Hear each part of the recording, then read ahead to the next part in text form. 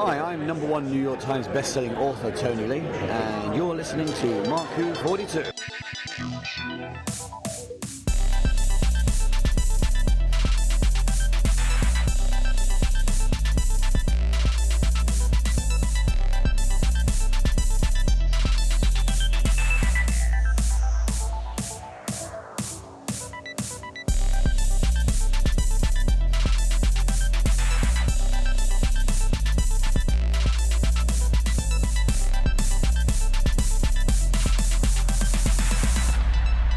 Welcome to Mark 42 here on Subspace Radio. Hey, I get to see that again. Finally, Subspace Radio Network has come back and Mark 42 is a part of it once again. My name is Mark Baumgarten and we've got a great show today. We're talking all about Fantastic Four first steps. But before we do that, let's take our first step and introduce our co-hosts. First, we have Vicky Jakubowski. Hi, Vicky. Hi. What's been going on? It's hot, it's insane, and my life has been crazy, but it's okay. It's getting better now, I swear.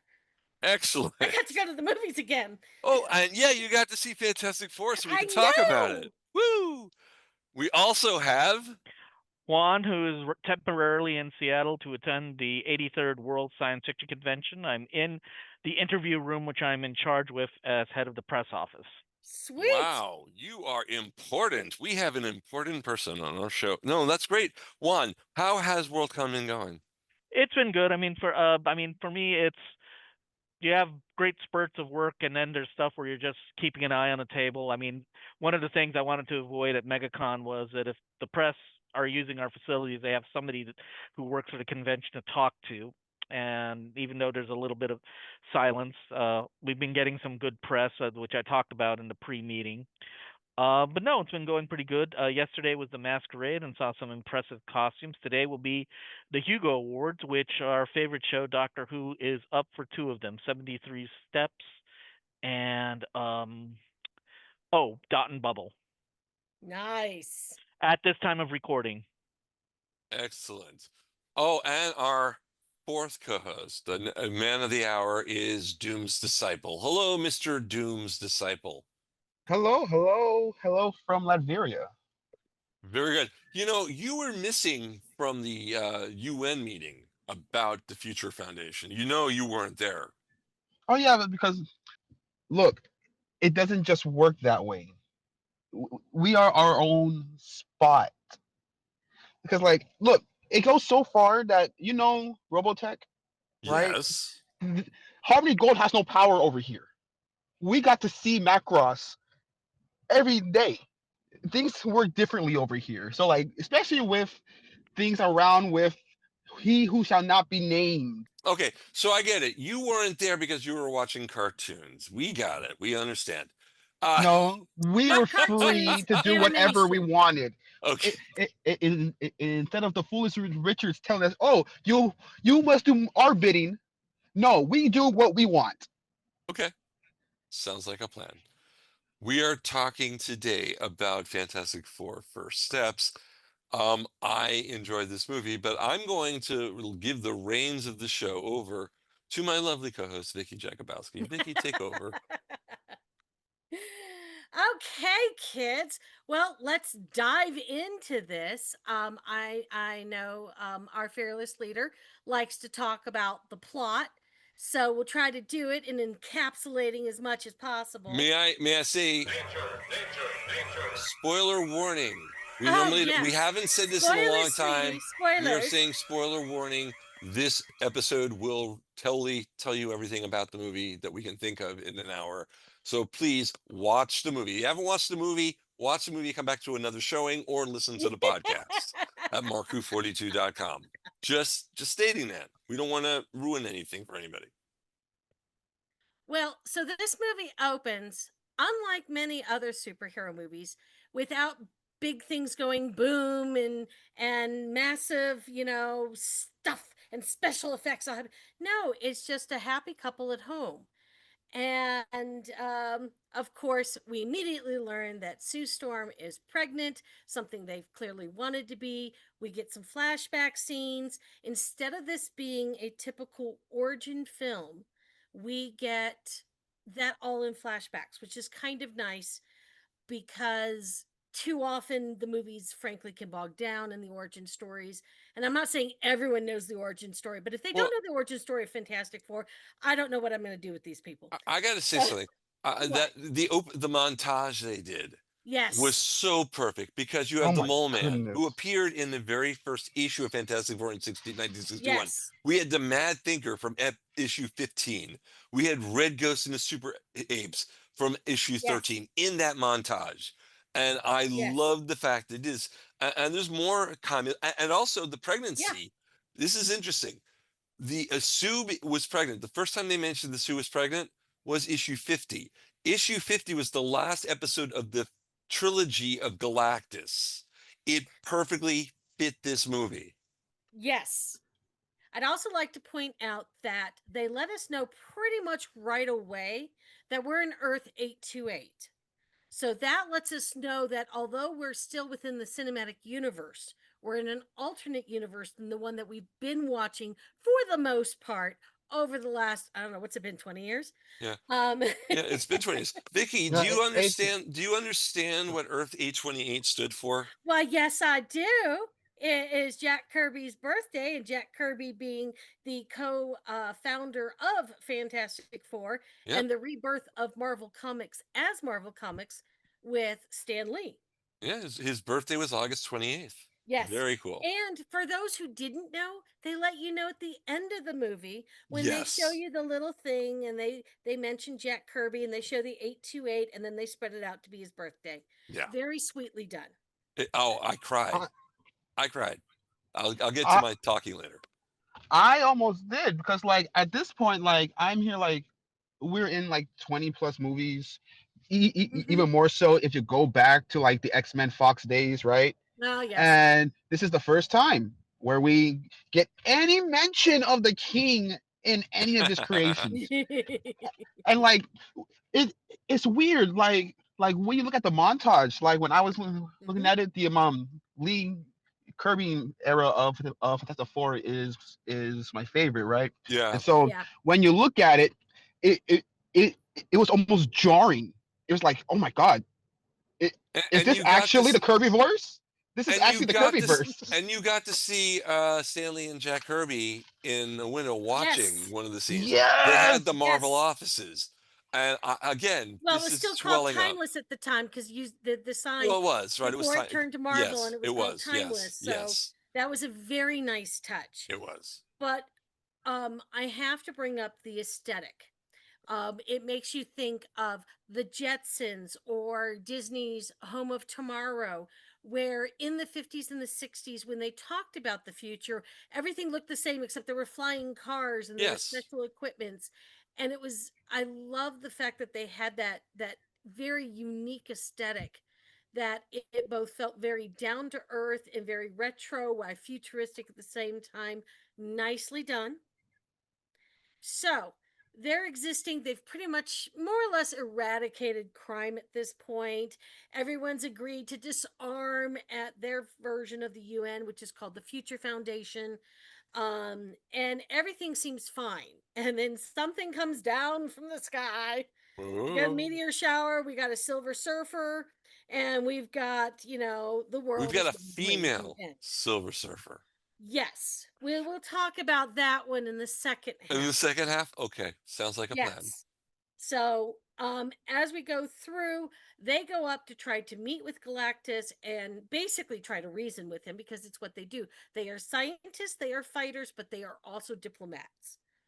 And I have to tell you, I love the fact that they named the spaceship Excelsior. Oh my God, yeah.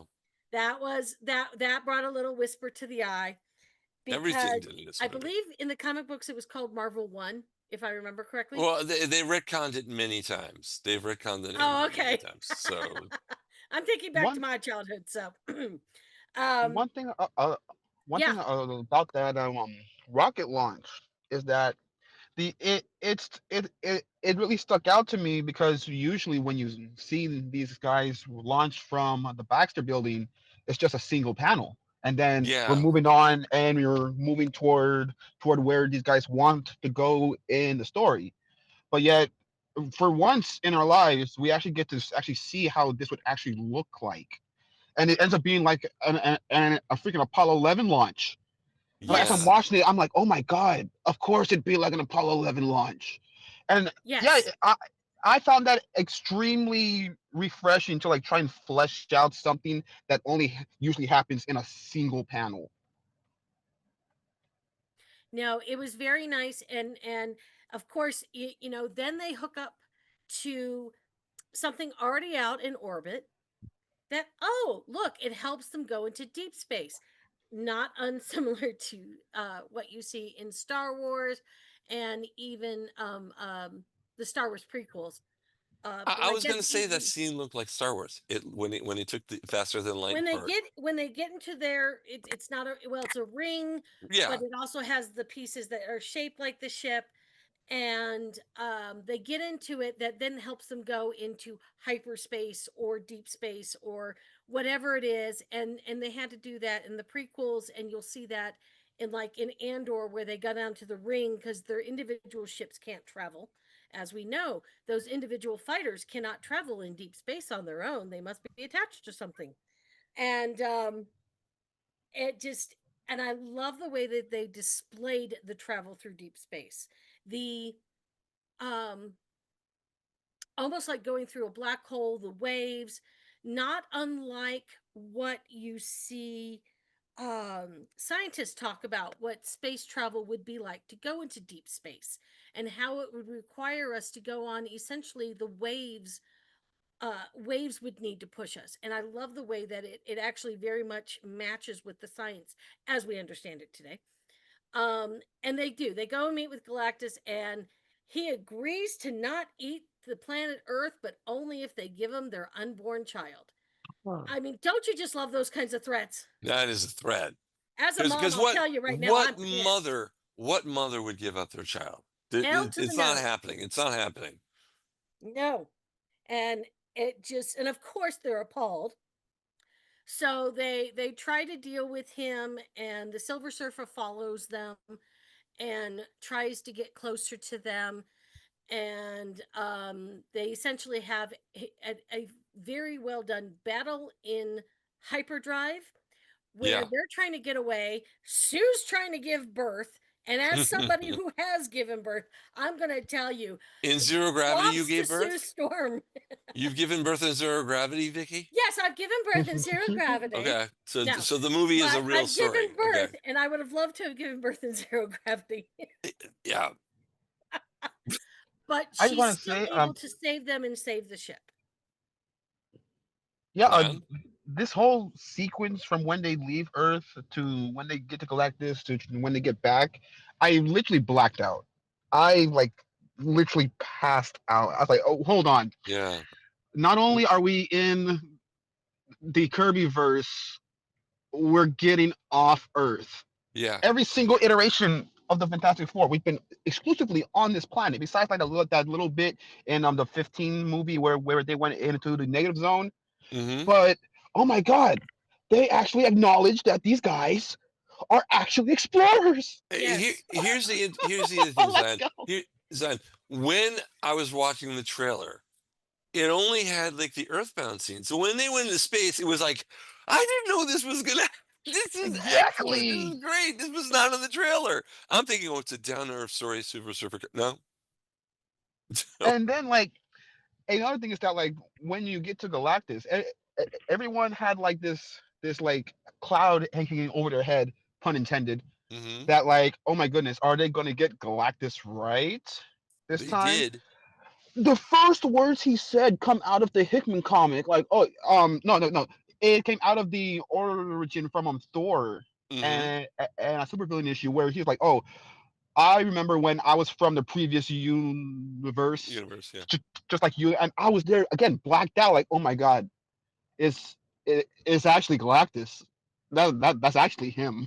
This is this is insane. I can't believe that I'm actually watching this with my own two eyes. This is crazy. I Now, mean, I I know this is forgot to bring. Oh, yes, Juan. I know this is a film that everybody kind of liked, but I thought that they had a good lead on Galactus when the Eternals, when they showed the Celestials. It's like, okay, they can do something big and make it look Yes. awesome. So when the opening scene, I mean, obviously, I kind of liked that they decided to have Galactus, they go to Galactus first rather than have him encounter on Earth, which could have worked the same way. But I think you get to see seeing Galactus on his home turf kind of makes him more scary, and I think they Yeah. Yes, captured it. I would agree. Dude, I forgot to mention Herbie, which you know, is you haven't really seen him in some of the modern versions. Well, do, Well, do certainly you the not know thing the is, where 80s. do you know where Herbie comes from? Juan, you know where Herbie comes from, well, right? he comes from, but the yep. thing is, Herbie has had iterations because, at least definitely post Franklin, because I guess Reed would construct. I mean, after Herbie had an unpleasant demise, but I'll tell you the origin Well, real quick. But go ahead. there was a Hubert, and I guess there were a bunch of Herbie sounding robots and stuff. No, what happened was, and they were going to do another Fantastic cartoon late 70s, early 80s. But the thing is, the Human Torch the rights were tied up if in a movie deal. It is Yeah. not true that people were Exactly. afraid that kids are going to set themselves on fire. Although John Byrne made a story out of that. Yeah. Oh, I Uh, remember reading that one. I read Interesting. but every John. Yeah. but the thing is, he was just his rights were tied up, and they actually put that in the Yeah. comic book. There was a story where they said, "Hey, where's this? How there's this new cartoon show about you. Where are you?" And it goes, "Well, I was out of town when we had to sign the contracts, and they had to sign them then or else." So everybody signed it, and so they put Herbie in as Yeah. me. But no, but Herbie actually appeared. Although I can't remember the storyline. Maybe somebody else can. We talked about. I did a panel on Fantastic Four at the Worldcon last week. Just a coincidence. Unless Mark is smarter than I think he is, but I don't. But no, just kidding, just I kidding. saw that you wrote that it was happening, but I couldn't address Vicky. I couldn't tell Vicky watch that movie. Yeah, but anyway, um, I think the thing is Herbie got possessed or got destroyed in a battle with Agatha Harkness when Agatha went kind of bad, or she was in a battle because Agatha Harkness, who was shown as a woman in her late 60s, early 70s at best, Right. was the Fantastic Four's physical nanny, human nanny. I So forgot I mean, about that. That's right. he got destroyed a couple of times, but then they would just build like Yeah. in the 80s. John Byrne created Hubert, Hmm. and Yeah. that's where. So, but let's get back to the movie, Vicky. Yeah. Okay. Okay. So back to the plot. So they, of course, come back to Earth, unfortunately unsuccessful, and Reed tells the planet that, hey, his price was too high. He asked for our kid, and I did like the way that they showed people initially going, well, give up your kid, because when people are afraid, they will make bad choices like that. Yeah. So, not to be unexpected. But of course, the Fantastic Four did what they always do. They brought the universe together. And I love the way that Snoo Storm brings Franklin out and basically introduces her kid to the people. Actually, this whole film is so much integrated with the Fantastic Four and humans. And it just, and the humanity of it all. And they're not just superheroes. It's kind of the way Spider-Man is. It's not a god, it's not someone from another planet, it's not a rich billionaire, it's just a regular Joe. Well, I gotta disagree with you a little bit. Yeah. Maybe I'm missing your thing. The thing about the Fantastic Four, and we discussed it on the panel, is that they're the perfect science fiction comic book. You can try any science fiction concept. I think Spider-Man and True. Daredevil, you usually got to stick them in that they got to fight. Obviously, extraordinary supervillain crime, but they're mainly focusing on crime. They're not. Yeah. That is You're true. right. You're Spider-Man. right. Spider-Man might go in a big team up or crossover book and go against Thanos, but that's daily he's going to fight a complete maniac like the Green Goblin And or I the totally see your Hobgoblin. point. In my mind, what it is that because they are of the people, they can go out and fight forces both domestic and external. And Yes. so they can do anything, and they are beloved by the people because it's like they're one of us. I Ben is from I Yancey Street. I He's I one I of Oh wow. us. I have to challenge that again, Vicky, and this is the reason. they are one of us, but they're also celebrities. I mean, I think Stan. Yeah. Yes. One of the reasons that Stan did, Stan, for a little background for people, and this is according to the big Marvel Table Coffee book, which I've got signed by Stan to brag. But Stan created the dropper. Fantastic Four because his boss told him, "Hey, DC is having success with the Justice League. Yes. Do a team book." But Yeah, I the other remember thing that. was, Stan at this point was burnt out. In the 50s, he was probably writing 5 books, mostly horror and science fiction and other books. Wasn't he getting ready to quit? He That was was done. the thing. He was like over. 30. He was in his late Yes. 30s. He was burnt out. He wanted to do something, and then Martin Goodman, who was a cousin of his, and he'd been working since before the war, after the war. Stan, when Stan got the mandate, and they didn't have any superheroes, the Submariner and Captain America and Submariner, Captain America. Oh, who's the third? No, Human Torch. George. They had gone out of sales in the 40s after the war. They tried to revive them, try to use Korea and anti-communism, and that failed. Well, in the seduction 50s. of the innocent also messed Well, that up was a the factor, but the comics. thing is, Yeah. in the early 50s, superheroes didn't sell, so those books got canceled. Yeah. So Right. Stan said, "I'm going to do a book the way." I think his wife told him, "Why don't you do a book the way you want to do it? And then if you're leaving anyway, they'll fire you, and maybe Exactly. And the Fantastic Four was kind of like maybe the some old ideas that Kirby had when he did Challengers of Yes, the I Unknown, heard that too. except Yeah. they all wore purple suits instead of blue suits. Yeah. And Yes. Stan didn't even want costumes. I mean, I think the fan letters demanded costumes by issue 3. Yep. So, I mean, but the idea that, and also he didn't want them to have secret identities. And I think the idea that they're celebrities and everybody knows who they are was an appeal. And he could play around with issues of fame Yeah. with that, Yes. which you get in this Well, movie. I think that we're actually closer in the same thought than you realize.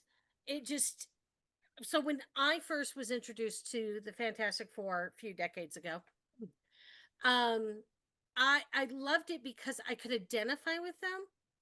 I was a science geek from a very young age. I mean, my brother got his first chemistry set when I was like 4 or 5.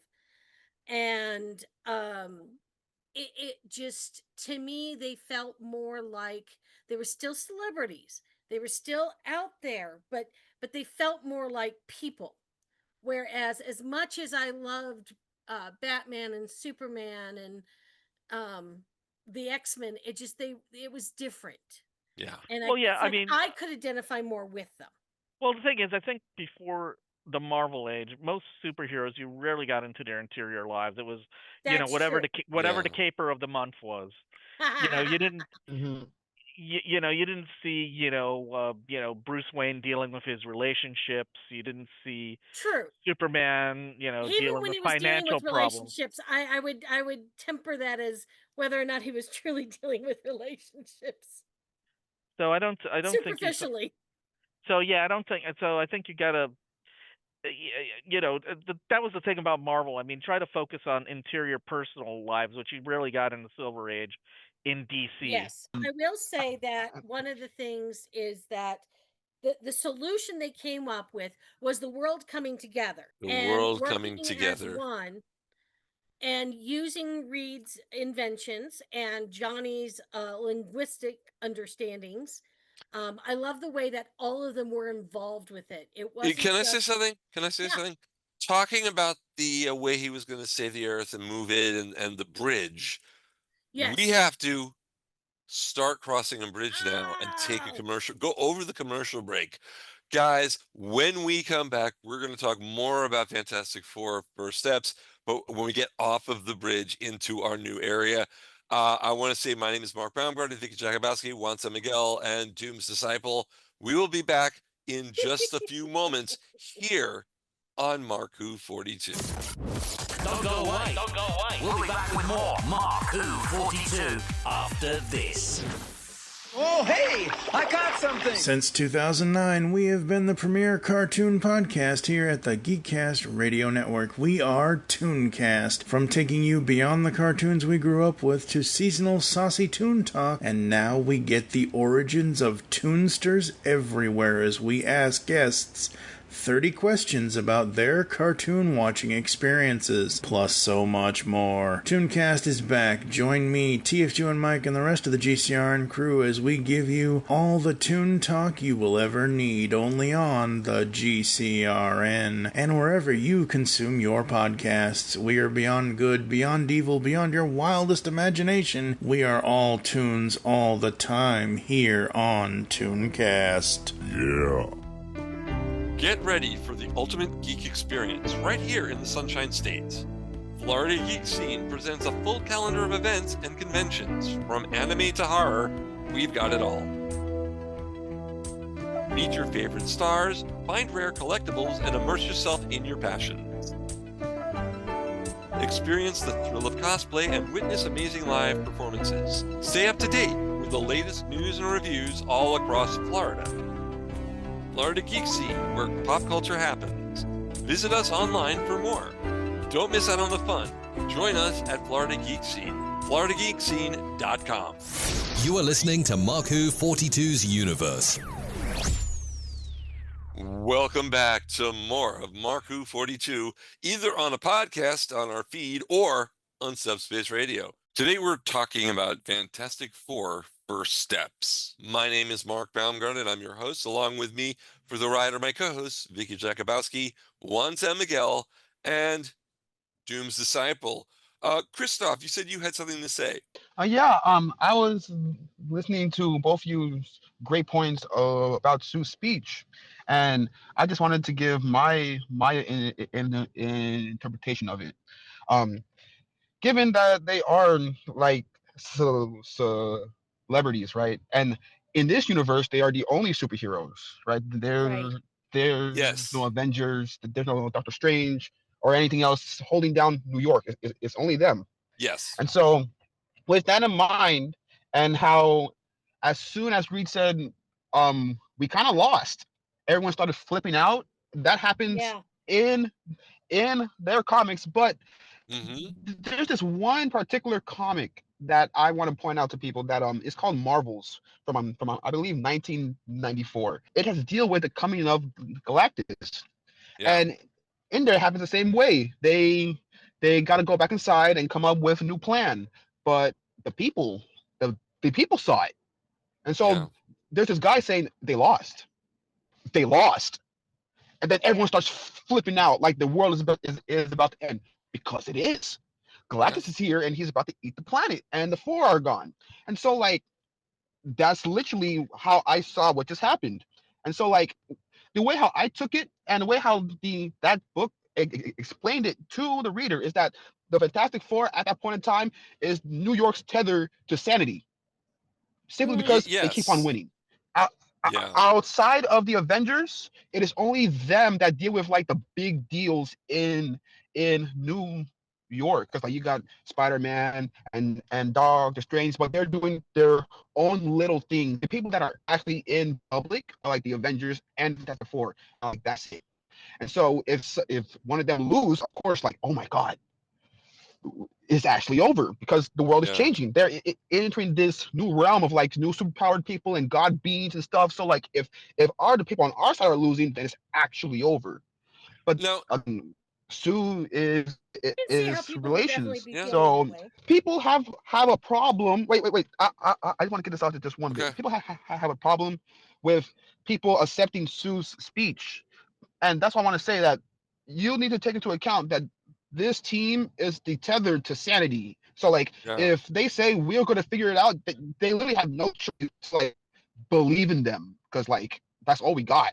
You know, it's interesting they're the only superheroes because there were a lot of super villains in this universe. There's a scene where they're looking out, there are all these sirens going by, and Reed says that he's been scanning and looking at 47 criminal organizations that he's tracking.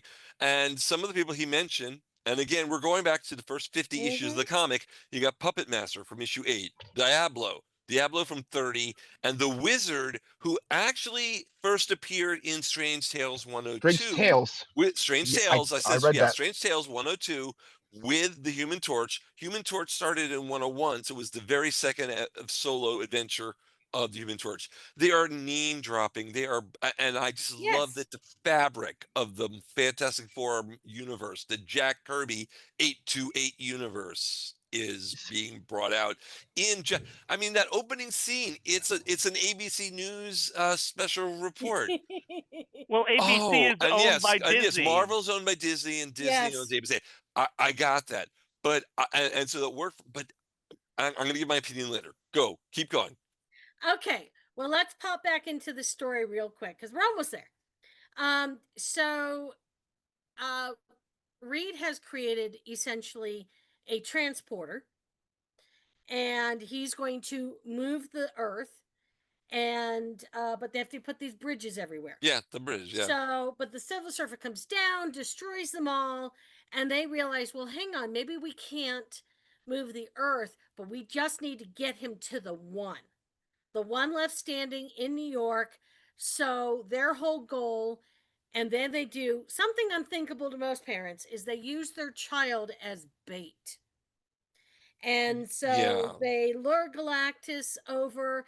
Galactus is beating them, though. They still get him to go through the portal. And in the last moment, he's coming back out. But that's when the Silver Surfer has taken to heart everything from her own past and everything that she has seen. And she's seen this family. And it's obvious from the montages of her own life that she misses her family. She then gives that final push to put Galactus in the other universe and send him on his way. And it's interesting, other universe, because there was one part of the montage. Reed does a show, Mr. Fantastic Teaches, or something like and they're talking about he's explaining the multiverse. Yes. They are so setting us up for phase 6. We're in phase 6 of Marvel's cinematic universe. Well, folks. I think the thing is, and we didn't get around to talking about this film, or at least not with me on the show. We didn't get to talk about Thunderbolts, and I think there were some people who were wondering if at the end of this movie, the Earth was going to get destroyed and the Fantastic Four escape to the 616 cinematic universe. Yeah. But so and obviously there's going to be something more complicated. I mean, we're more or less at the end of the plot right now, with the exception of some end bits. The tags. Yeah, the tags. So, I want to talk about the mid-credit scene because, of course, in Marvel, it always is setting us up. And it's 4 years later. Sue's reading books to her child. She goes to get a different book, and Herbie hands her Charles Darwin's Origin of the Species, showing that this is definitely an above-average 4-year-old. And she comes back, and there's a man in a green cloak holding a metal mask. Geez, I wonder who that could be. Yeah, I wonder. Now that could Fearless leader.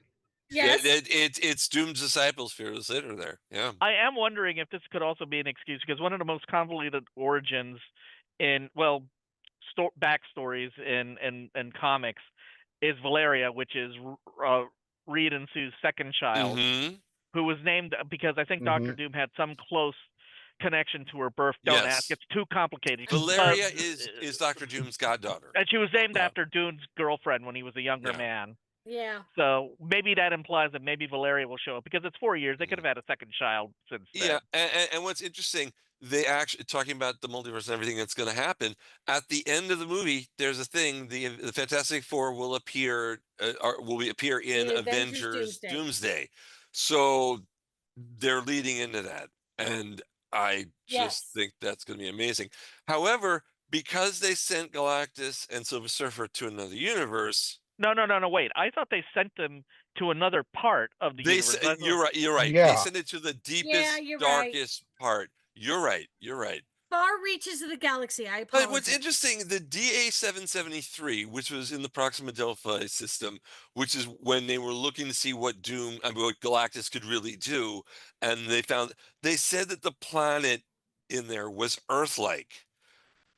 Could that have been in another multiverse? It could have been the Earth in another verse.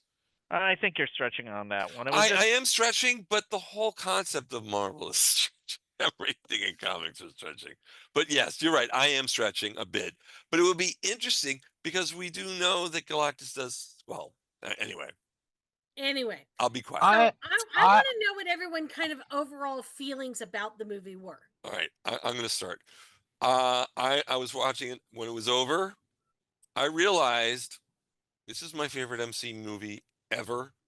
Deadpool 3 was the funniest movie, but this was the best movie. The way, like we're talking about the montage and everything at the beginning of the APC, the way they presented this movie, it was unlike any other Marvel movie. Yeah. And to me, it hit on the dot. Now, Superman is my favorite superhero. I saw that too. But my favorite Marvel heroes are the Fantastic Four. I read these from the 70s on. I love the Fantastic Four, and this did it proud. However, one caveat: Reed was miscast. It's okay. I mean, I think I did not believe that. It didn't. He didn't work for me as Reed, but that didn't destroy the movie for me. I just thought, yeah, they could have got someone else. And no, I have no idea who they could have got, but not I him. think Not from Pedro. what I've been hearing, overall people like the movie. Other reviewers, particularly those of the Fanish era, there are a few things you could nitpick, but I think overall they felt it's a good watchable movie, and the intake. I mean, it's doing great box office. I mean, I think it's cross pollinating to a certain extent, maybe with Superman. So I think hopefully, the Marvel. I don't know how bad Marvel had to write itself, or it even had to write itself, but I think we're on steady ground. Both live action universes are doing okay. ooh, this movie. Oh my goodness. Oh my goodness. As a Kirbyite or a Kerbonian, whichever you want to call the Kirby disciples. Oh my goodness. Mhm. The only thing that was missing from this movie was Kirby Crackle. I Uh, thought we saw eh, Kirby crackle in some scene. I thought there was some scene somewhere where? where I'm trying to remember. I thought there might have been some scene when they were in space, or at some point you did see some Kirby crackle. They pretty much hit all of the good points. Mhm. They are travelers. They are smart. They gave Johnny something to do besides Mm-hmm. oogle at women. OMG, yeah. He decoded an alien language. Yeah. Yes. And they remembered that he can take heat away from things. He's not just spewing out fire. He He can can suck take it back away in. fire. Yeah. Yeah.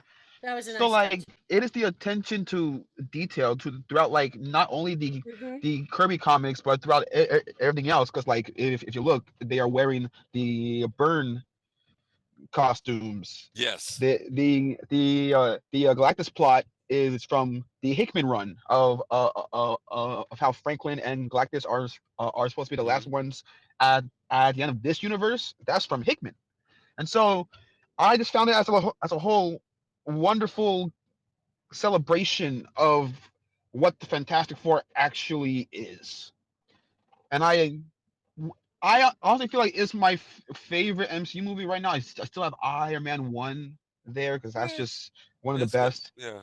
But oh my goodness, I can't ask for more. The only thing that I had a problem with prior to the movie was Pedro's mustache. But if they keep making the Fantastic Four movies like this, then he could just keep it, because the mustache is an afterthought. As long as they keep doing this, we are good. Yeah. I just would have rather had another look. But yeah, I mean, like I said, Same. my favorite movie, he performed it well. Can we talk about the Silver Surfer? I think twitching it the way if they wanted to tweak it, I think this is a good way. I mean, Shalabal was Noran Rads, who's the classic Silver Surfer's Right. partner. I've never been clear if they were married or not. No, they weren't, but they were No. they were lovers. So, and they're what's from the and what's interesting, it was a complete turnaround. It was a complete turnaround. That Shalabal wasn't the surfer and Norman Red was, and in this one, it's vice versa. I thought that if they're going to change the Silver Surfer sex, stay in the same plot area, and they did. But does that make Norin an emperor of Zenla? Because wasn't Shalabal the empress? I didn't think she was royalty. I just One thought one of the cons. I don't know which retcon took it away. One of the cons, she or retcons, whatever the word is, she was an empress. I don't know about that. I just know that Shalabal was Norin's partner. They were Mhm. lovers, and he confronted Galactus, and in this one she confronts Galactus. I Yeah. mean, I didn't even refer to Zen Law, or the fact that she has a partner in this one, which might have been. I No, mean, the no, thing is, she had a kid though. She had a kid though. we have. I mean, the thing is, I think unlike Superman, which was very good, and we'll probably hopefully we'll talk about that later. Yes. They decided to do more economy of characters in this. I mean, the only big disappointment, and I think it's kind of a good segue, is the fact that Natasha Lyonne did not play Alicia. I think she could have done a wonderful Alicia. That Mhm. woman has great Mm-hmm. range. I mean, Well, I'd like to think she has great range. Unfortunately, I usually see her playing really characters whose crazy things are happening in her yeah, life. There's that time loop show that she did, which name is escaping me right now, and Poker Face, which are two yeah. people who have too much chaos in their lives. But I think she played a teacher, but I think she could have put Rachel, on she could have put on the white contacts and and man the cane and acted Alicia Masters. can I say one thing about the fact that the teacher, the Jewish teacher, Rachel did Bingram? It brought out the fact, and this is something that they brought out in recent runs to remind you the thing is Jewish. Well, Yes. I think that was always He's like a Even golem. more, He's even more than Jewish. that, even more than that, the thing is practically Jack Kirby. Yeah. Yes. Yes. Yes. well, And like several years ago, when the thing married Alicia, it was a Jewish wedding I think the Yes. in thing the is, comic book. I I think love the fact they brought that into the movie. I don't think they actively tried to hide it. The reason I say that is because I found supposedly Jack Kirby sent a Christmas card, excuse me, a Hanukkah card to his friends and family, and it was the thing in a prayer shawl and yarmulke. Yeah. Okay. So I think I thought it was in the '60s. He drew this. But I like the fact that it wasn't discussed in the other movies because I have not seen the If two. you See, if you I haven't seen the 4 movies before this from the other company. if you look Did the they ever say third, it? the one with Michael B. Jordan, if you follow, there's a scene at Ben Grimm's house, and you can clearly say a menorah Okay. All in the right. house. I didn't know. I didn't know. Okay. The bad thing about that movie, and I'll just say that real quick, it was a flatline movie. The thing is, this was a movie done quick. It looked like Right. they spent the minimum amount they could get away with on it Yeah. because it looked like they only had 3 sets. Literally, it's like I'm wondering, these sets all look the same, and they just keep going using these 3 rooms. I said it's like flatline. So enough about that film. Yeah. The only movie I saw before this, the only Fantastic Four, was the Roger Corman movie, I will which defend. I can I defend. liked it. No, no, no. You can defend No, it no, because I I can agree. no, no, but I will defend the 2 movies Oh. with Jessica Alba. I think those movies worked. I think they chickened out on Galactus in the second movie, but I thought they got the Silver Surfer more or less right. And Okay. also they had Yes. Alicia.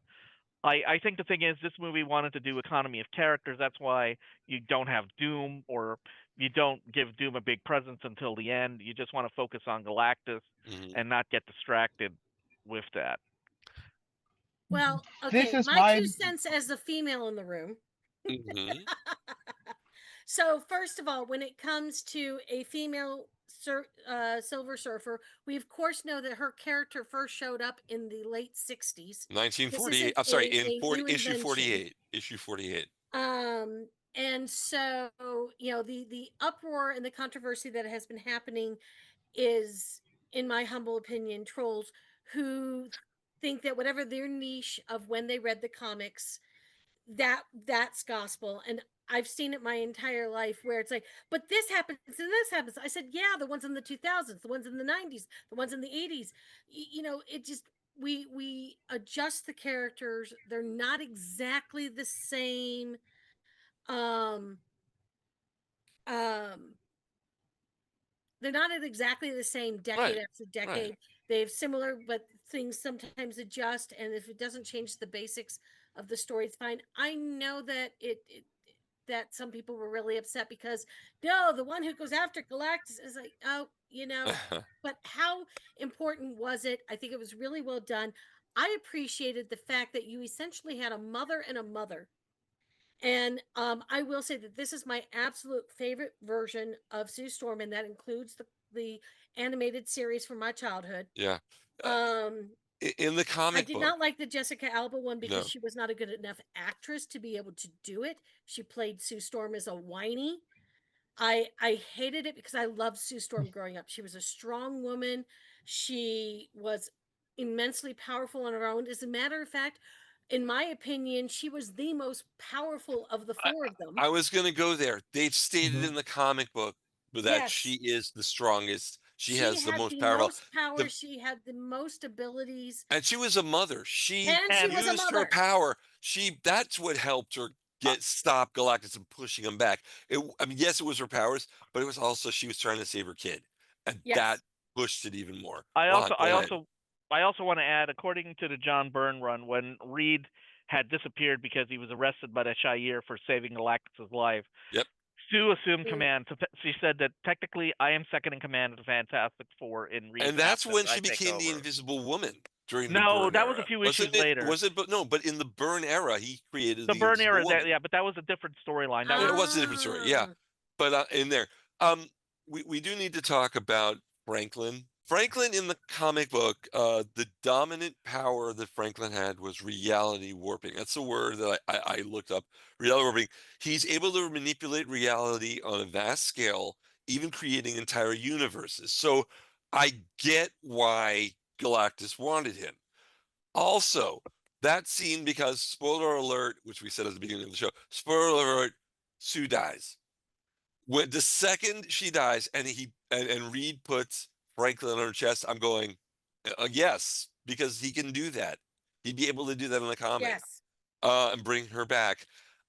And it brought to me another story. You know how Reed kept thinking worst case scenario, and like Sue was like, oh, but she doesn't like it when he does that and stuff. In the comic, if I remember correctly, Franklin was they were fighting a nihilist from the negative zone, and Franklin was getting out of control power. And Reed did the only thing he could think of and shut down Franklin's brain. Sue left him. Yeah, No. I So you remember can that. see that possibly happening if there was a second in the. This movie felt so good to me, so good. Zion, you Well, had I something, think and yeah, it's good Zion for is both Doom's the fans and newbies. newbie You can for enjoy it anybody. either way. Yeah, for anybody. Zion, who this is Doom's Disciple, by the way, we're running out of time. You are Zion Quiros. Is that right, Doom's Disciple? Yes, What did certainly. you have to say earlier? Um, about the surfer.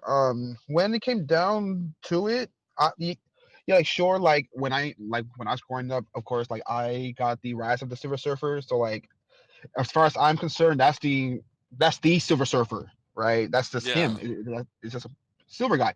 But like when I actually started reading comics and whatnot, and then like I'll say read the Galactus trilogy like 40 times, Mm-hmm. and then you get here, you realize, okay, you only need three things to make the Silver Surfer correct. Okay, are they silver? Yes. Are they a threat? And are they faster than light? Yes. Mm-hmm. Do they turn on Galactus at the last minute? Yes. Okay, so we got what essentially what the Silver Surfer is as far as that story goes, Yeah. right? But like from what I see, people like have like a true problem with like Sue beating Galactus, at least like pushing him through the wormhole, right? Mm-hmm.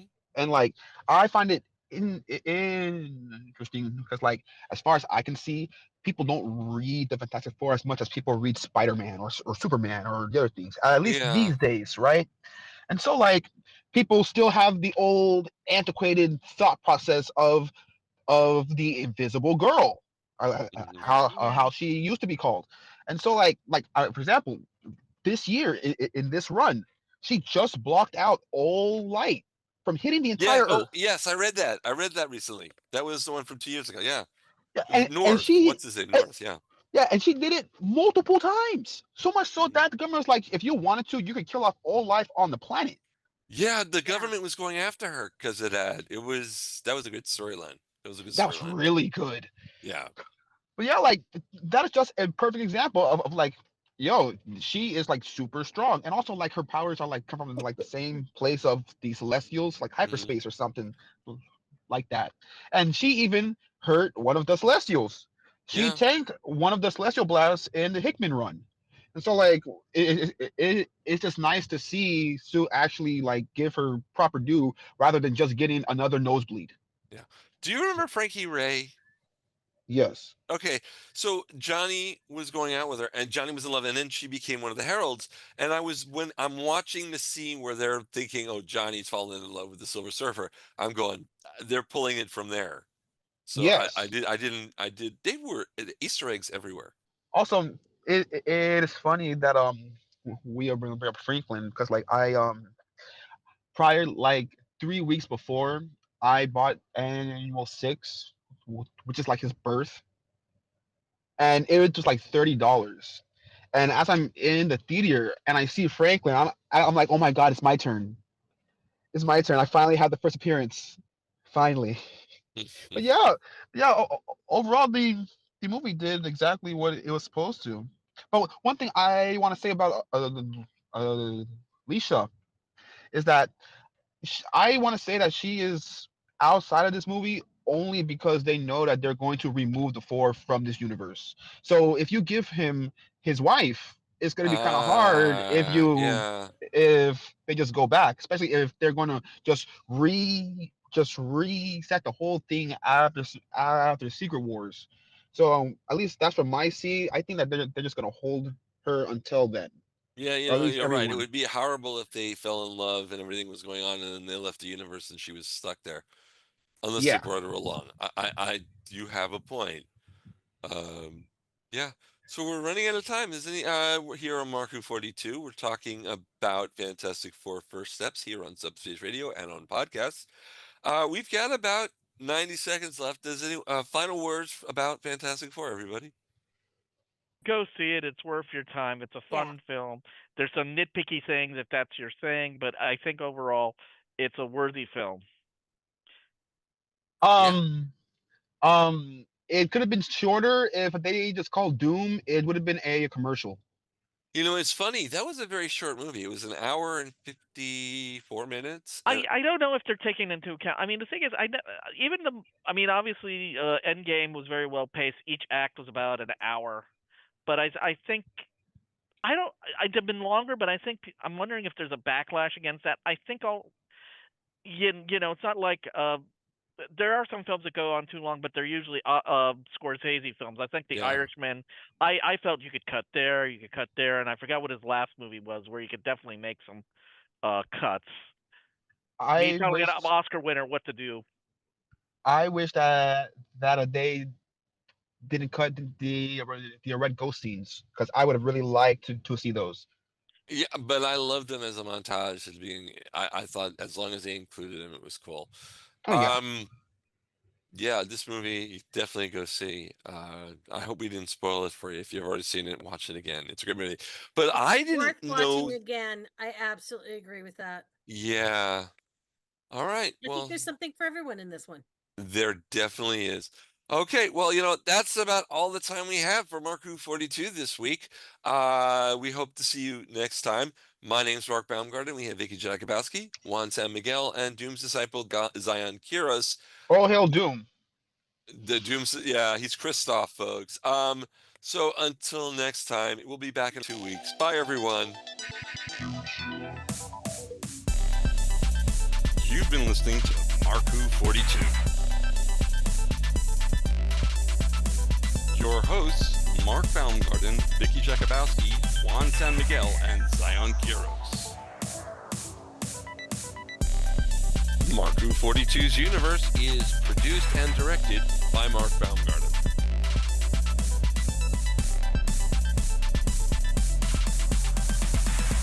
Copyright 2025.